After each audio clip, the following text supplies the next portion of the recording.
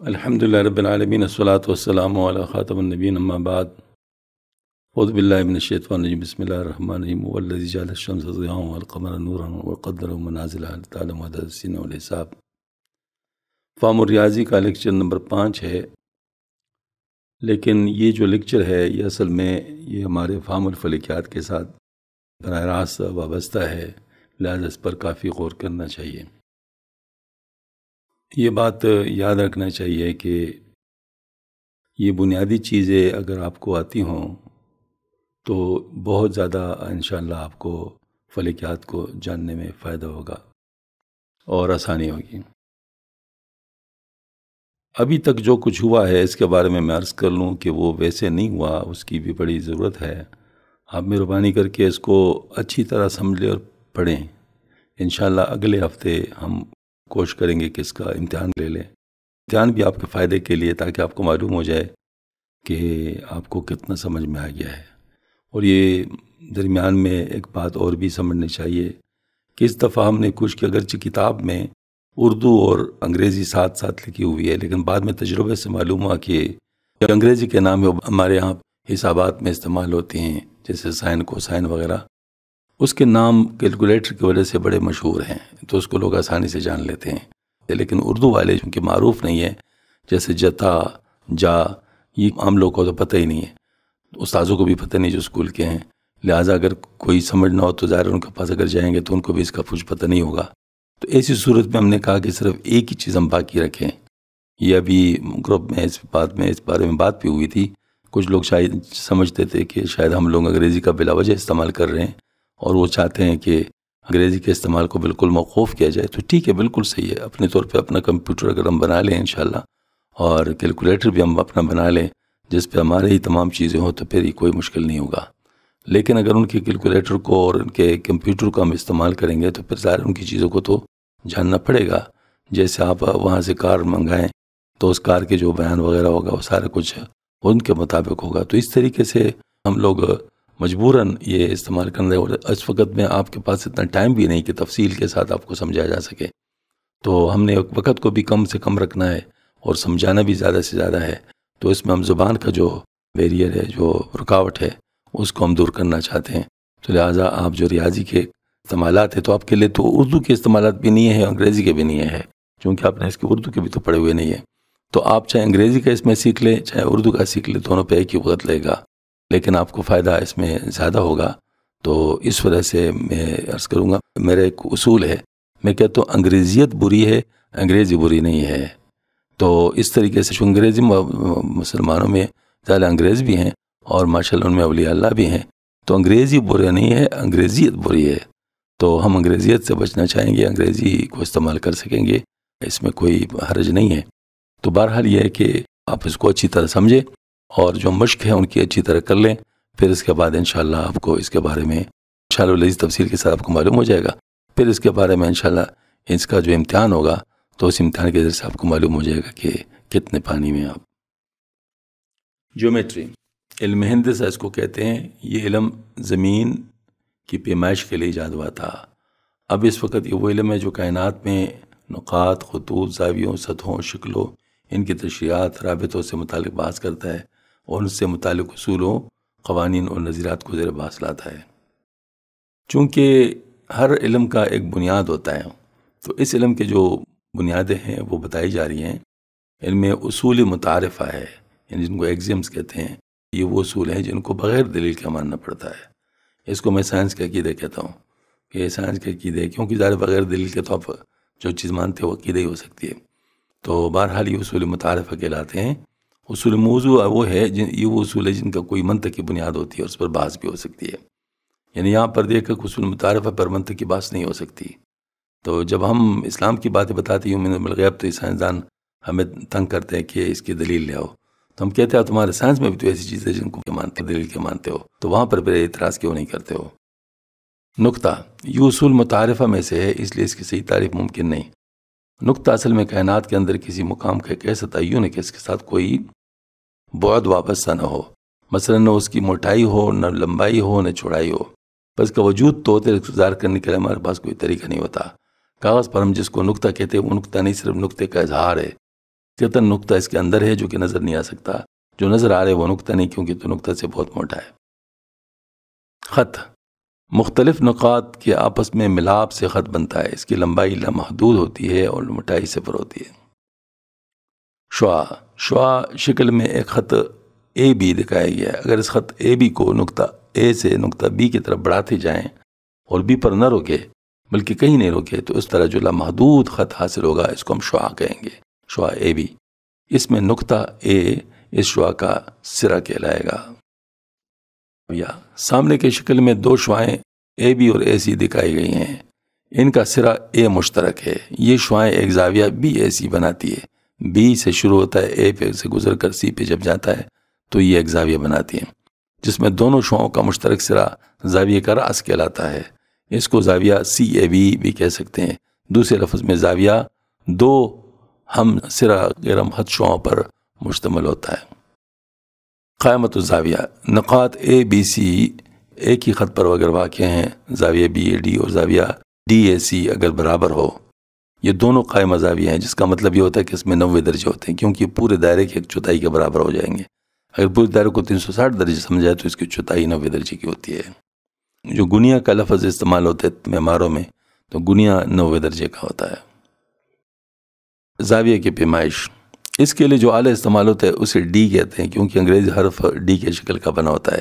اس پر درجوں یا ڈگریوں کے نشان لگے ہوتے ہیں، جیسے سامنے شکل میں نظر آ رہا ہے۔ زاویہ بنانا، فرض کرے کہ ہمیں 70 درجے کا زاویہ بنانا ہے۔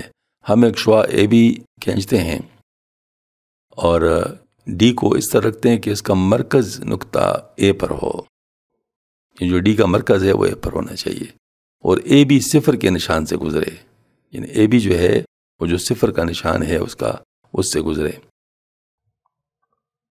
اے بی اگر صفر کا نشان سے گزرے تو 70 کے نشان کے پاس ڈی کے کنارے سے متصل ہم ایک اگر نقطہ لگائیں تو ڈی کو ہٹا کر اس نقطے میں سے گزرتی ہوئی شعاع اے سی اگر کھینچیں تو یہ بی اے سی جو ہوگا یہ مطلوبہ زاویہ ہوگا، یعنی 70 درجے کا زاویہ ہوگا۔ زاویہ کے اقسام، کسی زاویہ کی مقدار 0 اور 180 کے درمیان ہو سکتی ہے۔ زاویہ حادہ جو ہے 90 سے کم مقدار کا زاویہ حادہ زاویہ کہلاتا ہے، جیسے کہ شکل سے ظاہر ہے۔ قائمہ زاویہ، جبکہ زاویہ کی مقدار 90 درجے ہو جیسے کہ شکل سے ظاہر تو اس کو قائمۃ الزاویہ کہتے ہیں۔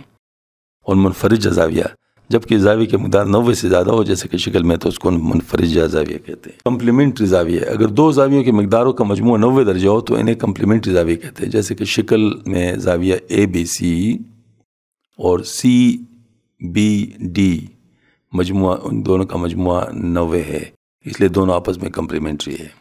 سپلیمنٹری زاویہ، اگر دو زاویوں کی مقداروں کا مجموعہ 180 درجہ ہو تو انہیں سپلیمنٹری زاویہ کہتے ہیں، جیسے کہ شکل میں زاویہ اے بی ڈی اور ڈی بی سی مجموعہ ان کا 180 درجہ ہے، اس لیے دونوں آپس میں سپلیمنٹری زاویہ ہیں۔ مثلث، اگر اے بی اور سی تین غیر ہمخط نقاط ہوں، یعنی اب ایک ہی خط پر نہیں ہے، تو اے بی بی سی اور سی اے خطوط کے مجموعے سے جو شکل بنتی ہے اس کو مثلث کہتے ہیں۔ اے بی بی سی اور سی اے مثلث کے اضلاع کہلائیں گے۔ ہر مثلث میں 3 ضلع ہوتے ہیں اور 3 زاویے ہوتے ہیں، یہ مثلث کے اجزاء کہلاتے ہیں۔ مثلث کے اقسام، اگر کسی مثلث میں ایک زاویے کی مقدار 90 درجہ ہو تو اسے قائمۃ الزاویہ مثلث کہیں گے۔ دوم، ایسی مثلث جس کے تینوں زاویوں کی مقدار 90 درجے سے کم ہو، حادۃ الزاویہ مثلث کہیں گے اس کو۔ ایسی مثلث میں ایک زاویہ کی مقدار 90 سے زیادہ ہو اسے منفرج الزاویہ مثلث کہتے ہیں۔ نوٹ، مثلث کے تینوں زاویوں کا مجموع 180 درجے ہونا چاہیے، لہذا کسی مثلث میں زیادہ سے زیادہ ایک زاویہ قائمہ یا منفرجہ ہو سکتا ہے۔ جس مثلث کے تینوں اضلاع لمبائی میں برابر ہو اس کو متماثل اضلاع مثلث کہتے ہیں۔ جس مثلث کے 2 ضلع لمبائی میں برابر ہو اس کو متماثل الساق مثلث کہتے ہیں، اور جس مثلث کے تینوں اضلاع لمبائی میں مختلف ہو اس کو مختلف الاضلاع مثلث کہتے ہیں۔ علم مثلث، ریاضی کے وہ شاخ جس میں مثلث یعنی 3 زاویوں والی شکل کے متعلق مختلف مسائل پر بحث کی جاتی ہے، اس کو علم مثلث یا تکونیات کہتے ہیں۔ علم مثلث کی ایجاد اور ارتقاء بہت حد تک مسلمان ریاضی دانوں کی مرہون منت ہے۔ اس ضمن میں ابو عبداللہ البطحانی، البیرونی اور محمد بن موسیٰ الخوارزمی کے نام خاص طور پر قابل ذکر ہیں۔ مثلث کے 6 اجزاء یعنی 3 زاویے اور 3 اضلاع ہوتے ہیں۔